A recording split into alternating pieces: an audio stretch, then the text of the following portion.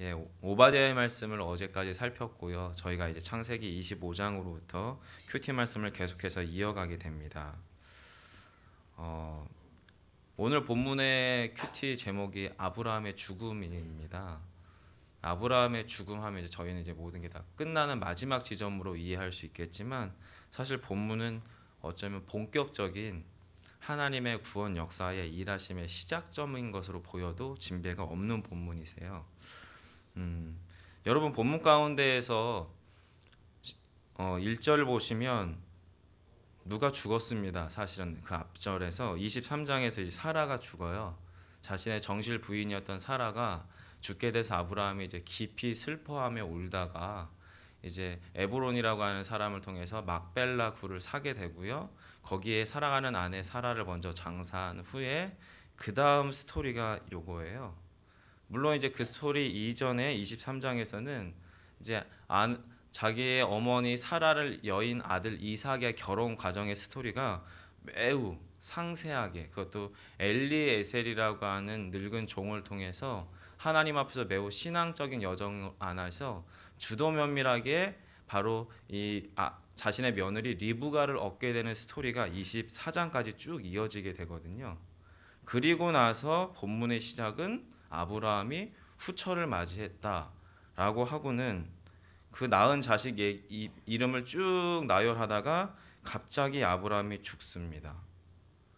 사실 저는 어렸을 때 이 본문을 보면서 참 아브라함이 재수가 좋다. 일단은 어린 마음에, 그때는 전혀 뭐 신학을 하지도 않았고 뭘 몰랐을 때니까요. 그 많은 사람들 중에서 하나님이, 저희도 보통 그렇게 상상하잖아요. 그 수많은 인구 중에서 특별히 아브라함 하나를 택해서 아브라함 입장에서는 소위 얻어 걸린 거죠. 이제 그러면서 아브라함 참 운빨 좋네, 이런 식으로 어렸을 때는 사실 생각을 했었습니다. 근데 여러분 창세기를 유심히 읽어나가다 보니까 그게 아니라는 것을 저는 좀 알게 됐어요. 뭐 운빨도 아니고요, 얻어 걸린 것도 아니고요, 하나님의 어떤 주권적인 구원 여정 가운데에서 물론 아브라함이라고 하는 사람이 택정된 것은 분명해 보입니다. 그런데 여러분 오늘 본문을 보면 마치 스토리가 그거예요. 얼핏 생각하면 아내 떠나보낸 지 얼마 안 된 늙은 어떤 한 남자가 자신의 어떤 본성 내지는 그 인간적인 흐름, 인간의 그런 욕정들 안에서 그냥 흘러가듯이 하다가 구두라라고 하는 이방 여인을 얻어서 자손을 얻게 되고 그러다가 쭉 살다가 나이가 돼서 죽게 됐구나, 이렇게 보여지는 게 사실은 요 25장 전후 문맥과 이해가 없이 보면은 그래 보여요, 사실은. 그래서 이제 제가 어렸을 적 마음에 야, 아브라함 참 운빨 내지 이런 식으로 제가 표현들을 썼던 이유가 그렇게 본문들을 사실 읽었었기 때문입니다. 하지만 여러분 본문 25장은요, 앞에서 아브라함이 창세기 12장 1절로부터 3절까지 해서 처음으로 갈대아 우르에서 하나님께서 아브라함을 처음 부릅니다. 그때 이름은 아브람이었죠. 그리고 아브라함에게 약속하기를 너가 복이 될 거다, 저희들의 쉬운 표현으로 복의 근원이 될 거다라고 하면서 하나님과의 가장 1차적인 언약이 15장에서 체결이 됩니다. 그리고 나서 아브라함이 이제 이동해서 가는 거예요. 그러다가 17장을 만나게 되는데 17장에서 하나님의 그 세우신 바 언약, 너가 땅을 얻게 될 거고 너가 복을 얻게 될 거고 너가 큰 민족이 될 거라고 하는 가장 원초적이고 가장 기초적인 언약 15장이 17장으로 가면 그것이 구체화됩니다. 어느 정도까지 구체화되냐면 15장 1절로부터 21절까지 해서 쭉 보시면은 너를 통해서 낳게 되는 민족 가운데에서 요셉에 대한 예언을 합니다. 그리고 출애굽에 대한 이야기를 하고요, 400년 동안 종된 삶에서 너의 민족이 구원함을 받게 될 거다라고 하는 이야기뿐만 아니라 너희들의 민족, 너의 혈통을 통해 나오는 자손들이 어느 땅에 어디까지 범위에 이르게 될 건지, 어느 지역에서 거하게 될 것인지에 대한 지명까지도 바로 15장에서 언급이 돼요. 그리고 나서 매우 세밀한 언약이 또한 창세기 17장 가운데에서 그때 비로소 아브라함이라고 하는 옛 이름이 아브라함이라고 하는 열국의 압이라고 하는 이름으로 개명되는 게 창세기 17장의 세 번째 언약을 통해서 나타나게 됩니다. 그리고 그렇게 계명된 상태에서 자신은 그냥 인간적인 어떤 자연적인 어떤 혈통을 통해서 그냥 힘 다하기까지 가족 수를 늘리는 그런 식의 어떤 원초적인 그런 맥락에서가 아니라 그가 하나님 앞에서 열국의 아비로 모든 민족의 아비로 세워졌음에 대한 분명한 언약 의식을 갖게 됩니다. 그래서 처음에 사라가 죽게 됐을 때 깊이 슬퍼하면서 그가 거할 수 있는 막벨라 굴 장사처를 먼저 마련하고요.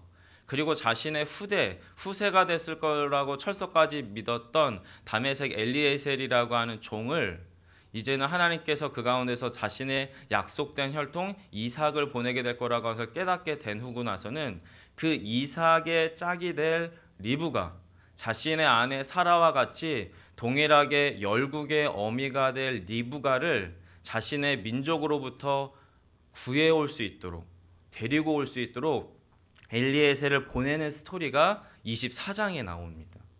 그리고 이 엘리에셀의 믿음의 깊이가 얼마나 깊은지 자신의 주인이 될 이삭의 아내를 얻게 오는 그 여정들 안에서 엘리에셀이 기도해요. 그리고 믿음의 표를 구하게 되고요. 실제로 리브가를 그렇게 해서 매우 조심스럽게 소위 모셔오게 되는 스토리까지가 여러분의 25장 앞쪽의 이야기입니다. 즉 그렇게 해서 아브라함은 무엇을 다 마치는 거냐면 언약 백성의 계승식을 앞에 24장에서 다 마치는 거예요. 자신의 믿음의 혈통은 이삭을 통해서 또 그 이삭이 리브가라고 하는 믿음의 아내를 얻음으로써 자신이 사라를 통하여 믿음의 언약 백성의 그 혈통을 이어갈 수 있었던 것처럼 바로 이삭에게 그런 믿음의 언약 백성의 그 혈통을 이어갈 수 있게끔 모든 기초적인 작업을 하고요. 그 다음의 작업이 바로 오늘 본문인 겁니다. 왜요? 열국의 아비거든요. 열국의 아비가 됨에 대해서 여러분 실질적으로 물리적으로 생각을 한다면 그러면은 사실은 사라의 혈통을 통해서 엄청나게 많은 수의 자녀들이 출산을 해야 되는데 실상은 이삭이었습니다. 그 말은 무슨 의미냐면 나머지 열국의 아비로서의 그 언약 체결은 다른 후처를 통해서나 다른 혈통들을 통해서 나타나게 됨에 대하여 전제하는 거지요. 그래서 지금 아브라함이 구드라라고 하는 이방 여인을 얻게 되고요. 그 혈통을 통해서 지금 이 본문 2절로부터 쭉 오늘 본문이 나타나게 됩니다. 그렇게 자손이 이제 번성하고 번창하는 과정 가운데에서 5절부터 여러분 바로 아브라함의 구체적인 믿음의 백성 혈통과 그렇지 않은 자연인의 혈통 가운데 흘러나오는 인간의 인류의 역사가 어떻게 흘러갈지에 대해서 5절로부터 지금 아브라함이 어떻게 해요? 정확하게 구분 짓습니다. 여러분 5절 6절 같이 함께 읽겠습니다. 시작.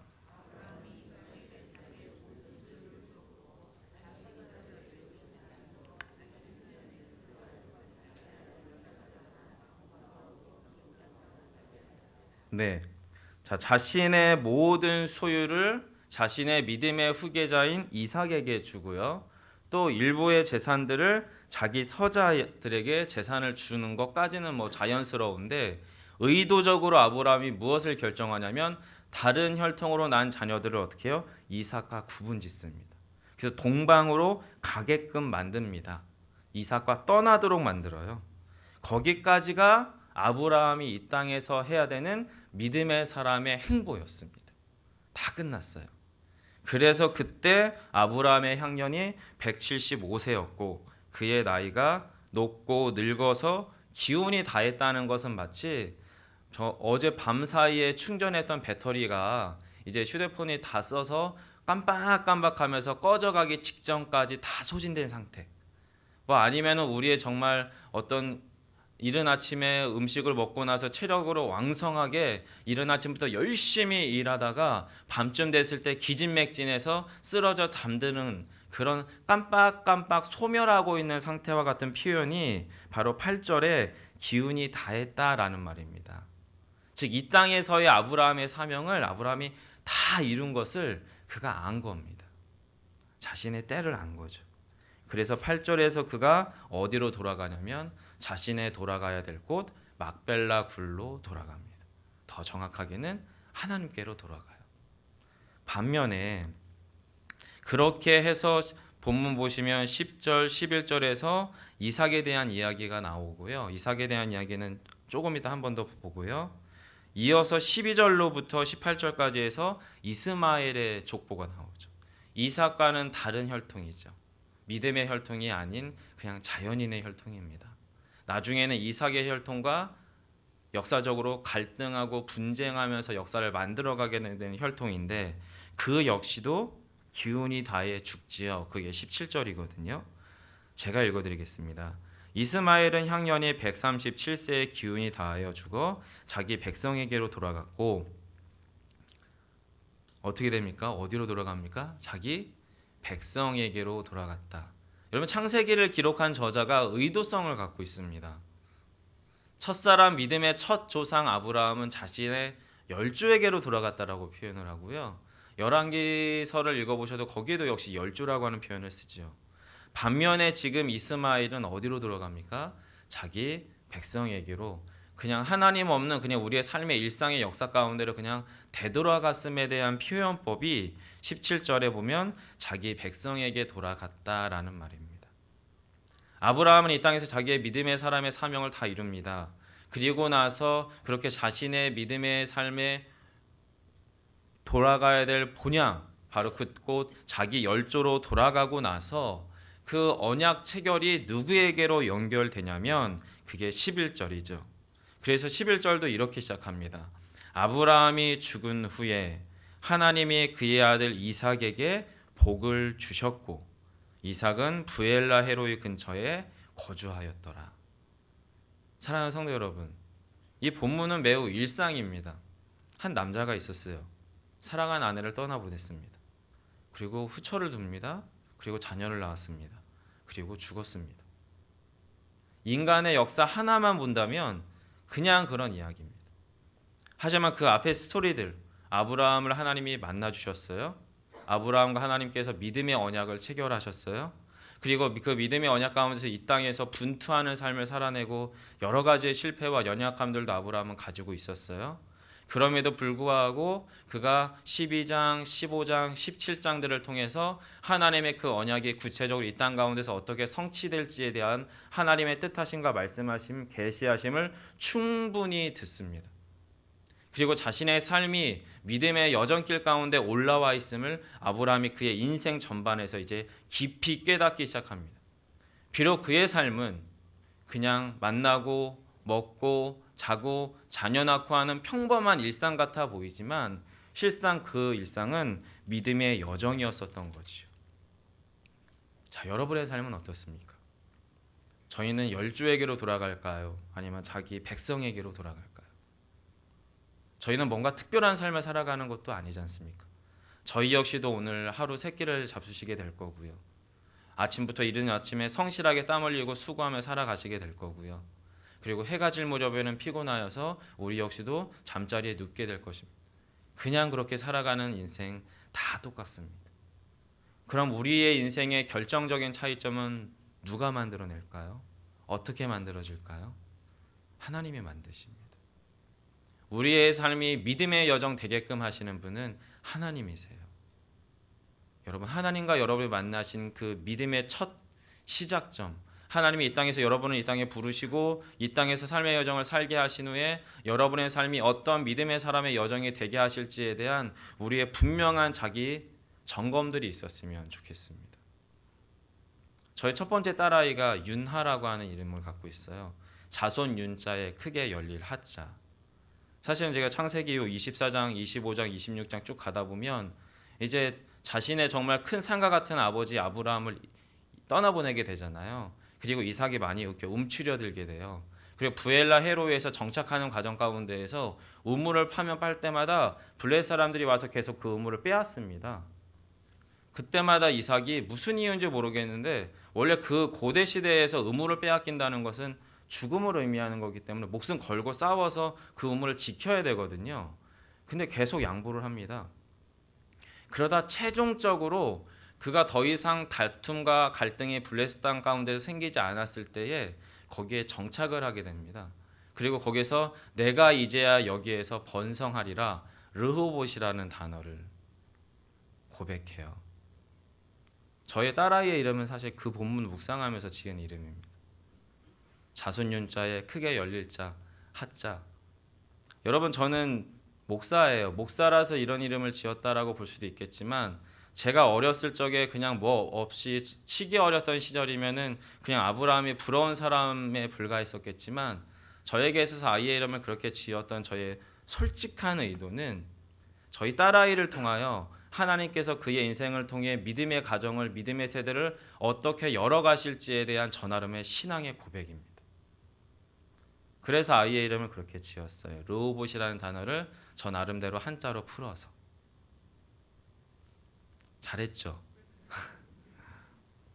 근데 그렇게 지었는데 저희 딸아이가 나중에 커서는 지질이 속썩이면서 죽어라 예수 안 믿고 지멋대로 살면 어떻게 될까 조마조마하긴 합니다. 그래서 우리 아이한테 야, 내가 네 이름을 어떻게 지었는지 알아? 요 말 절대 하지 않도록 그렇게 기도는 하고 있는데, 여러분, 창세기는 전 그렇게 읽혀집니다. 그 믿음의 놀라운 유전들이 아들 이삭의 세대로 옮겨지고요, 그 이삭을 통해서 야곱에게로 이어지고. 여러분, 우리가 무엇을 기도해야 될까요? 물론 교회를 위해서 기도하고 이 땅과 이 민족을 위해서 기도하고 민족의 교회들을 위해서도 기도해야 되겠지만, 여러분의 믿음의 이 유산이 여러분의 가정 가운데 자녀들을 향한 믿음의 유산으로 흘러가기를 위하여 기도하셔야 될 거예요. 십수년을 그렇게 기도하신 권사님이 계셨어요. 목사님, 언제까지 기도해야 되냐고. 남편이 돌아오지 않는다고. 우리 아이들은 세상으로 돌아간 지 너무 오래됐다고. 모르지요. 하지만 여러분, 그 믿음의 가정을 통해서 기도하는 게 의미 있다라고 저는 믿습니다. 여러분이 그렇게 해서 여러분이 하나님의 열조로 돌아가게 되면 여러분의 자녀들 가운데에서도 그 놀라운 믿음의 세대가 세워질 것을 여러분 확신하고 소망하시면서 오늘 역시도 평범한 일상이지만 믿음의 여정을 살아가시는 저와 여러분 되시기를 간절히 소망합니다. 기도하겠습니다. 살아계신 아버지 하나님, 감사합니다. 아브라함의 삶이 그렇게 특별한 삶이 많아 보이지 않습니다. 저희와 비슷한 그저 평범한 한 아버지, 평범한 한 남편의 삶이 본문 안에 녹아 있을 뿐입니다. 그럼에도 그 사람을 통하여 하나님의 일을 이루시고 최종적으로 이 땅 가운데 예수 그리스도의 구원의 혈통을 빚어가시고 세워가셨던 전능하신 아버지 하나님, 오늘 저희들의 삶의 여정 가운데에도 주님께서 믿음의 세대를 불러 일으켜 세우시고 우리의 삶의 여정들이 믿음의 여정 되게 해 주시옵소서. 하나님, 그 간절한 믿음의 소망함이 바로 이 새벽 기도의 자리를 통하여 출발되어지기를 소망하오니 주여 우리의 심령을 붙잡아 주시고 우리의 믿음의 고백을 붙잡아 주시기를 간절히 원하며 예수님 이름으로 기도합니다. 아멘. 하늘에 계신 우리의 아버지,